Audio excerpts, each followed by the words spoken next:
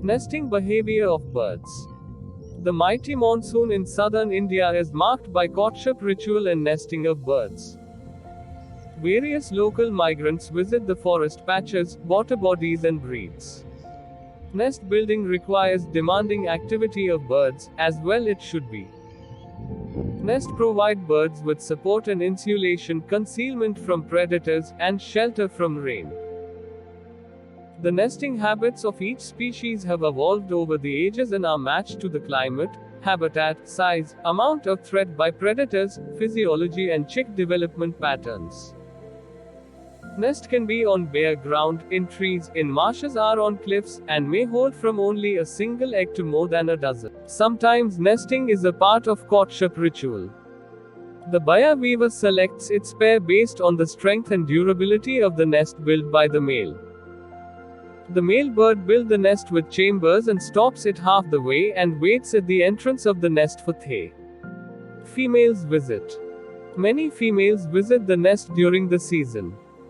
When a female likes the nest built by the male, they both pair up and build the remaining part of the nest. In some water birds like coot, water hen and cormorant, the nesting materials, aquatic plants and reeds, is a token of love to the females, is an approach for pairing up. Based on the length and density of the nesting material, the females select the male. Site selection. The wetland birds engaged in setting up colonies. The colony nesting is preferred by them. The nesting and brooding period overlaps with the parents in the adjacent nest among the colony. Since the time for nurturing the chicks is crucial, the parents feed them occasionally. Being in the colony helps the parents to act in a group, for having a frequent look on the nest to avoid predation. The forest bird and few wetland birds have a solitary nest to avoid the intra-species competition for food source. The bush bird like Prinia, Cisticolas munia nest in the bushes. Each bush consists of 4 to 5 solitary nests. The ground nest made by fowls, quails and nightjars are solitary. Floating nest. European coot-built nest with reeds, algae and aquatic plants that has air cavity which helps the nest to float. Nest in mass. The waterfowls and waders make their nest on the submerged vegetation along the bone. The snipe nest on the marsh grassland and paddy field just above the water level. These birds purposely stain the eggs with mud to make it camouflage with environment. Nesting along the reeds. The tricolored munias, streaked weavers collect green reeds, grasses and build nest.